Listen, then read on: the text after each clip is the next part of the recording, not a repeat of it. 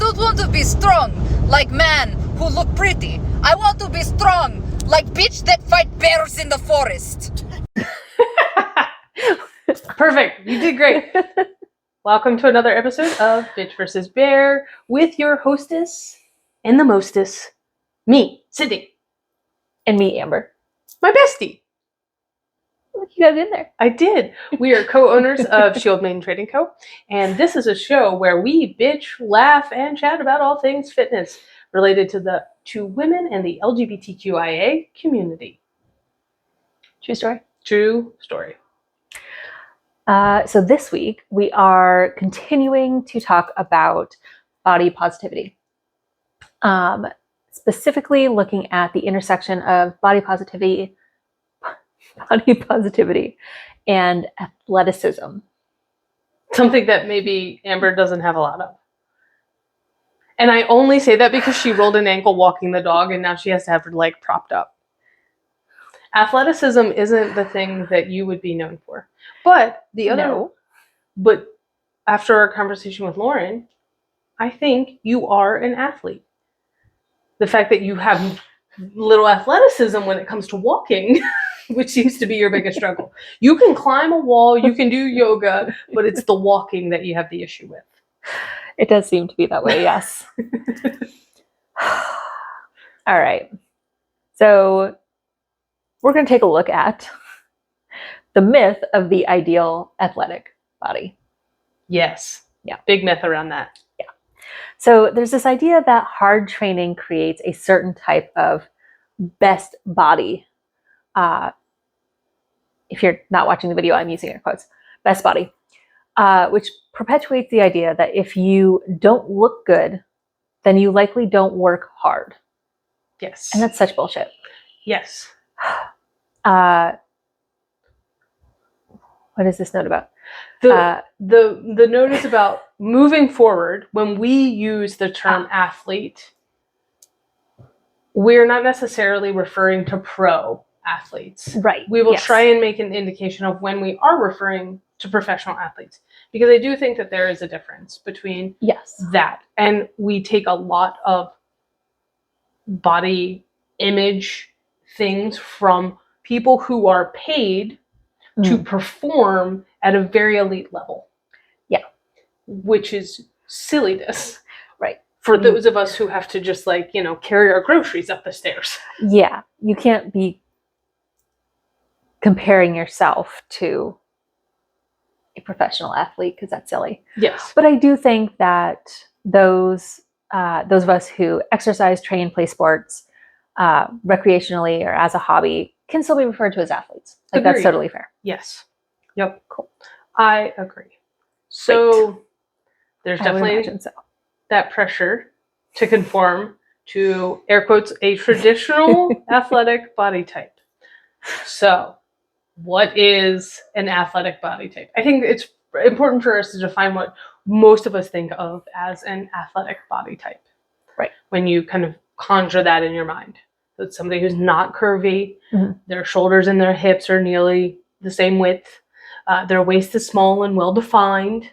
They have proportional weight distribution. They're muscular or toned. And they have like a low body fat percentage. Yeah. We can all kind of picture that person. Right. And over the last 30 years or so, the fitness industry has really expanded the perception that there is a highly athletic person and they have to look like this. Right. Like that's the only way that you can be an athlete, which is wrong. Yeah. And so we really focus on that body appearance. This is how you know that you're an athlete. I think of, and this may be wrong, but going back to earlier episodes in the month, thinking about Mia Hamm and seeing that Michael Jordan, that's when those really I think that era is when it really became this idea of this is what an athletic body is. Right. Yeah. Because you go back and watch like old baseball, they're like smoking in the dugouts. Like football, they like pop a beer on the at halftime. Like they just like look like normal dudes. Yeah. Like like Love that. It would that if you like think about like 1930s baseball, those guys like Babe Ruth, if you one of the greatest baseball players of all time. Art like nobody's gonna argue that. Incredibly famous. Pudgy man. Like, you know, that was he did not have the what we now think of as the most athletic body. Right. Yeah. Mm-hmm. Yeah. Yeah. So this pressure that is put on athletes really has an impact on their mental health and well-being. Stress is the top reported issue among college athletes, followed by anxiety and depression, which is wild because like when you're working out, it's supposed to make you feel good, right? Yeah, right. Little counterproductive there. But a lot of this is because like, one, just the stress of having to perform at that level, right? And then because you have to put so much focus on this performance, athletes can neglect their stress management, self-care strategies. Like they're not focusing on those things that would help them. A lot of us athletes, non-professional athletes, utilize exercise as a stress management tool. But when you're pushing yourself to try and reach that pro level, that athletic, quote unquote, athletic body type that you're trying to reach, it can be hard to separate that intersection between like, oh yeah, where are we just managing our health and now where are we pushing it too far, where we're impacting our health in a negative way. Yep.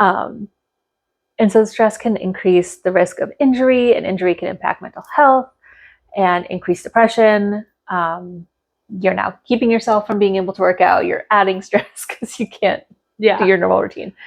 It's like a whole big ball of cycles. Yeah, it's a whole big ball of cycles. And I think one of the more, and you and I both having participated in CrossFit, I think is a very clear example. At one point, CrossFit and the CrossFit Games was an attainable thing for the everyday CrossFit athlete. That's how it started. That's like, wild. Yeah, I mean, if you go back and like look at, I don't know, 2009, 2010, I mean, they're not doing anything that was spectacular. Like that was like things that you would see like most of your everyday CrossFit athletes doing. Like we've seen people in our gym setting do what they were doing. This is where that blend that happens, where everybody started to level up. There's a lot of competition. There was a lot of pressure put on them, and the everyday kind of CrossFit athlete. And for a while, it was sustainable, and there was the open, and there was all these things, and you could be that person who had a full-time job and kids, and also made it to the CrossFit Games. It is no longer that way. Yeah. They are professional athletes, and it has leveled up. And I think while CrossFit has done a lot of positive things in the fitness industry, that they failed to do a good job of separating when it became apparent that people are unlikely to get to that stage without sacrificing other things, and that these are now professional athletes. Yeah. I think it's becoming more clear now, but there was a while there where there was a lot of people getting injured, and it gave them a bad name because they were trying to strive for something that was an athletic performance, but they were there because they wanted to be like healthier. Right. So like they're injuring themselves, they're putting all of it in, and then they're getting into this cycle of like, I'm not getting my double unders, or putting a lot of pressure, or I'm not hitting the numbers that I want to hit. And if I want to make it to the games, then I have to do these things. And it became this kind of like, demon where people were doing silly things in the gym because it was outside of their level, or they didn't understand that, those were professional athletes in the games. They're getting paid to do that, and all they do is work out and train, and they have people feeding them, and those can feed me. Right. I'm not a professional. I just want somebody to come feed me. You're like, I identify as an athlete. Where's my chef? Right. Which is so interesting, because as somebody who only came into the CrossFit realm recently, to me, like, the open was always for professional athletes. Yeah, obviously, like, no average person is going to go do that. I love that. I love that was, yeah. But that's how it started. Yeah. You should Google like 20. I think Annie Thor's daughter won in like one of the first, she's one of the top female athletes. And she's continued to be, and I think she won in like 2009, 2010. And it was like, her butterfly pull-ups were like trash. And like they were just regular everyday people who just like really liked the methodology and the like thing behind CrossFit. And so they were like, oh, let's throw together a little competition. Yeah, which is fun. Yeah. Until it's not. Yeah, exactly. Until it's not. And striving for a body image that looks like a professional athlete. Yeah. Is not achievable by most people. Again, because we don't have professional chefs. Like, we don't have professional chefs. We have to like work a real job. Yeah. Not that like professional athletes aren't like a real job, but it's different. It's like a different that they can prioritize their sport and their craft and those things. That's what they're doing. Yep. And like, we have to go to the grocery store and take care of children or dogs. Yeah. So the role of the fitness industry in promoting diverse athletic body types. Has there been a role? There hasn't. In promoting diverse? I don't think we have done a good job now.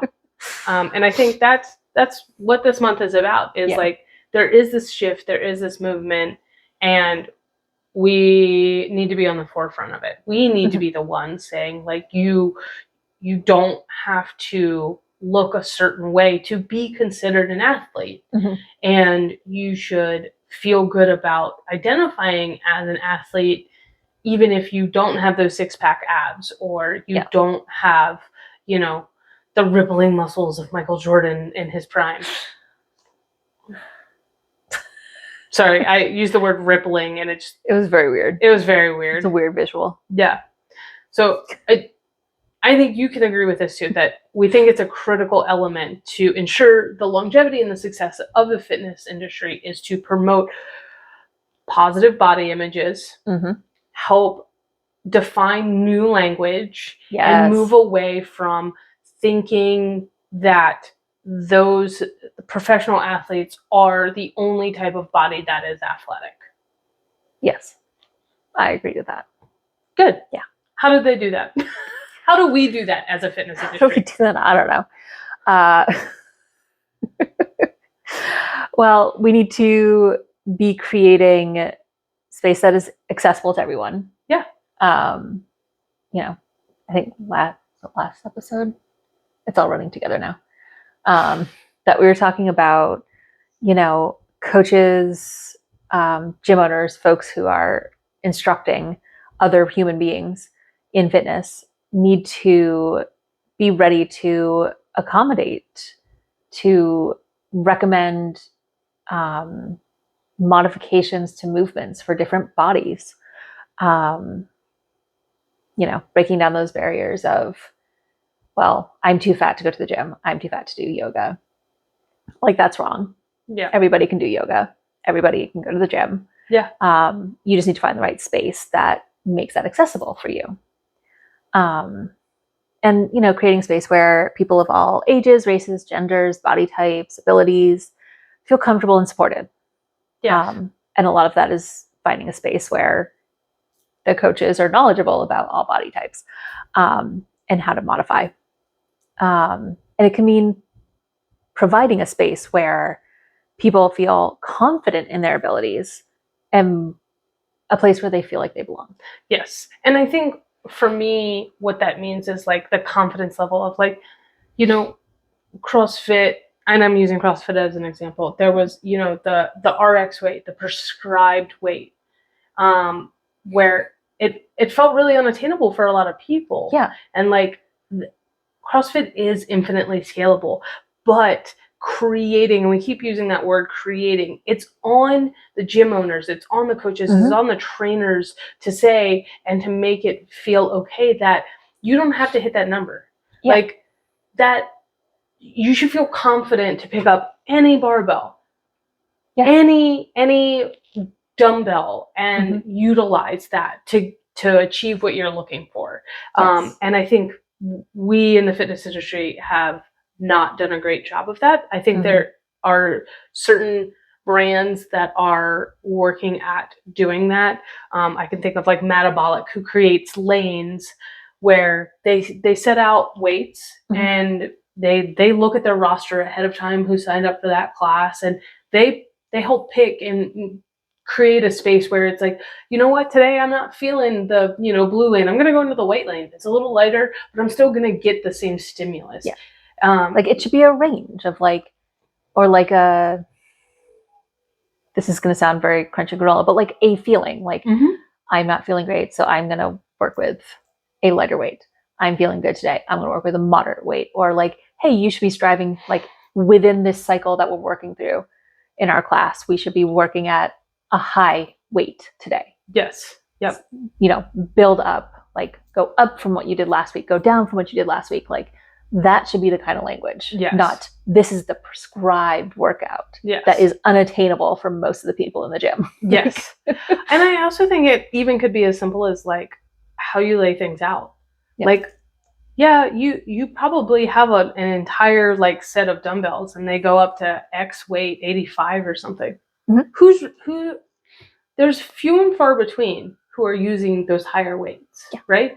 Get more 20-pound weights. Get more, make it so that there's more of those lower weights so that people gravitate towards them. They're accessible. They're easy, right? Like they're right there. Or when you are laying out your gym or reformatting it, make those ones the ones that people can easily get to. And your higher weights are the ones that are kind of tucked away because they're not going to get utilized quite as much. Because as humans, we're naturally inclined to compete against each other in some way. And so like you're always having this like one-upping. And that's how people get hurt. And like a little competition is fine. But like there's definitely been times when I was going to the CrossFit gym where I tended to scale down because like obviously. But like I could have used a slightly higher weight, but there weren't any. So I had to either go into one that I was uncomfortable using because it was going to be too much, or go lower to one that I was beyond using. And so we use creating a lot when we say these things, and that's what we mean when we say creating. It's like, and accessible, and it's like those little things that can make a huge difference. So I took a moment and I found some athletic people who are, most of these people are paid to do what they do in some form. I tried to pick also some Olympians who don't get paid. They get like stipends and things, but like most of them have careers outside of that. So to help us like recognize that athleticism comes in a lot of different bodies. And if you were to Google these bodies, they probably wouldn't look they don't look how you think and traditional professional athlete looks. So even showcasing, like we've talked about in this episode, that athletes come in a lot of different bodies, and even professional athletes come in a lot of different bodies. So I'm going to take the first one because actually she competed today. She was at the Pan Americans. She's an Olympic weightlifter. It's Mary Thiessen-Lappin, Coach Mary on Instagram. She's I've seen her. So she's a super heavy. So she's a bigger lady. She is a Rogue athlete, so she's sponsored by Rogue, and she is the American record holder for the clean and jerk. She broke it in 2020. She was relatively unknown in Olympic weightlifting up until about 2018. She was a track and field athlete prior to that, and was scouted to go into Olympic lifting. Wow. And yeah, she is a bigger lady. Another super heavy, and I'm calling them out because they are bigger. Yeah. Is Sarah Robles, who has been an Olympian, and she has broken lots of records, holds a lot of records still to this day. And they're just not what you would consider a traditional kind of female athlete. They're out there crushing weight, and they're doing it like Mary, Maddie Rogers, all of them. Everybody has like butterfly clips in their hair and dyed hair and like long eyelashes. So like they still feel pretty, but they're just incredibly strong. And like you would look at them and be like, if you saw them on the street, if you saw Sarah Robles on the street, you'd be like, oh, she's fat and lazy. Like rude. Go look up Sarah Robles. If you saw her, that what did we talk about last week? The body shaming and critiquing other people. Yes. You would peg her and not know that she's an Olympian. Yeah, that's wild. Yeah. Yeah. So that was my first one. I wanted to throw that out there because they lifted today and it was insane. That's awesome. Yeah. I love that.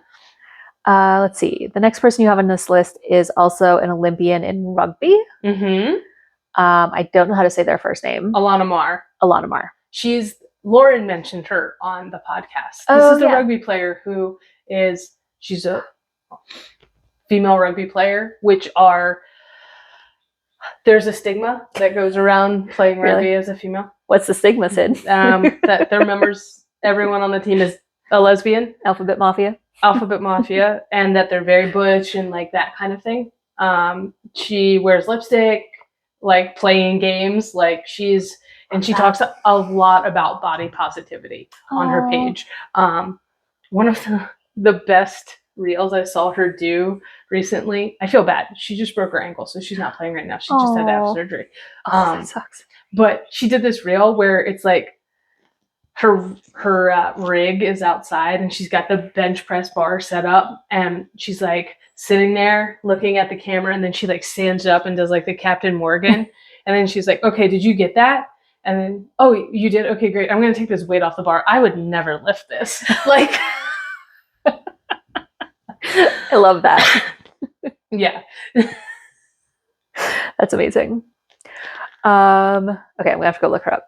Yeah. Somebody else who I have actually heard of this one, and I think it's through you, because he has a dog. I follow his dog on Instagram. Gus Kenworthy is an Olympic freestyle skier who came out as openly gay in 2015 and competed in the 2018 Olympics. He did, and he's like super tatted, and he is an attractive human. But again, like what you would peg, like if you saw him on the street, you'd be like, okay, he's athletic, definitely. Yeah. He's kind of tatted. He's like a little bit more like model-esque, I would say. You would not peg him as an athlete. Right. And while he is an attractive athlete, which we kind of associate, you just wouldn't look at him and be like, he's an Olympian. Right. You'd be like, oh, no, he's like an actor. Yeah. Like that kind of... that kind of attractive. Yeah. Yeah. Yeah. So like, I mean, actors can be athletes too. Yes. Yeah. Let's see. Who else we have? Alex, who is this? Honnold, yes. Honnold? He's the guy who did free solo. Ooh. Yeah, he free soloed. Yikes. Yeah. So he's an adventure rock climber. That makes my stomach turn a little. He is rail thin, right? Because he's like... Well, yeah. Yeah. If you're going to hold yourself onto a fucking cliff for who knows how long with no rope. Yeah. Like, I hope you're thin. I wouldn't want to be hauling this up a mountain. Exactly. But if you saw him on the street, you would be like, you're one of the top athletes in the world. And you did this incredible feat. He just looks like a tall, lanky guy who you might be like, do you have an eating disorder? Which, I mean, Depending on the pressure he's putting on himself. Yeah, maybe. Well, Um, do we want to wait for the train? well, we've been talking through it, Okay. so we'd have to cut. Okay, keep going. No train stoppage today. You all just gonna have to listen to it. Sorry, I'm so tired of cutting it out. Let's see. The last person on your list, of course, is a Formula One driver. Is this even a sport? Formula One, it is incredibly taxing on their bodies. They lose something like 7 kilos of water in the car because like they're sitting on top of like a rocket. And Well, that just seems silly. They have like extreme G-force put on them. They go from like 80 to 200 and then back down to take a turn. Like they all have to work. They all have these thick necks because they have to like work on these like machines that keep their head stable because of all the G-force. And if you Google Sergio like Perez, the silliest sport. he looks like a dad. Like he is. And the thing about F1 drivers is they're incredible athletes. Like they do this every weekend. They only get a few breaks. They're training all the time, but they have to be small. They can't be over like 160 pounds because of the weight for the car. Well, so there goes my dream. Yeah, right. So they're all like relatively small guys with big beefy necks. With some of them kind of look like toes. Like their necks are so. What's the neck equivalent of a kinkle? Yeah, right. But like, you wouldn't look at them and be like, oh, that's the epitome of athleticism. Of athleticism. They're like under 5'8". Some of them are tall, lanky, like 6'1", but relatively small. You know, it kind of goes to like jockey. They're just like very extreme jockeys. The horses that they are riding go to 100 miles an hour. So silly. So silly. The other one that I really love. Shout out to our friend Ryan who curls. Yes. Is if you look at any of the curling teams, like the US, oh my God, they're so silly. They're so, like, if you're walking down the street and you're like, somebody's like, hey, that's an Olympian. You'd be like, nah, that's a dad from Minnesota. Like, but that's what they are. Yeah. So yeah, the U.S. Olympic team is just dads from Minnesota, from the Midwest. That's what I like to say. Like, it's just insane. So like, athletes come in all shapes and sizes. Yes. Long story short, don't judge someone by the way they look. Yeah. And athleticism doesn't just have to be for that stereotypical kind of basketball player, football player kind of body. Like you don't need to have that body to be an athlete. Mm-hmm. Yeah. It's important to celebrate athleticism in all bodies, all body types. We want to work towards or continue working towards promoting healthy athletic endeavors for everybody. Yeah. Just, the average, I don't know, Joe Schmo. Because it's important. Like, it is. I mean, that's why we're here. We're talking about the importance of fitness. Like, it's so good for you. You should be active. You should be active. Yeah. We're going to go be active tomorrow. We are. It's true. Sunday climb day. Woo-hoo. Woo-hoo. So, besides finding us Sunday morning at the gym, you can find the podcast on most listening platforms or watch the video on YouTube.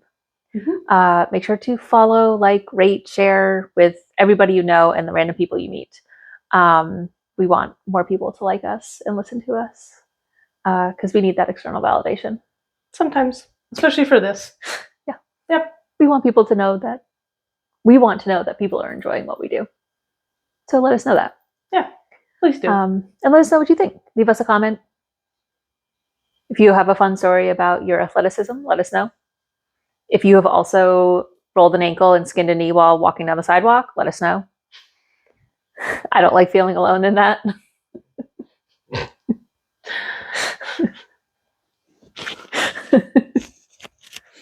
Fitness brought to you by the epitome of athleticism. The uncoordinated. And cut.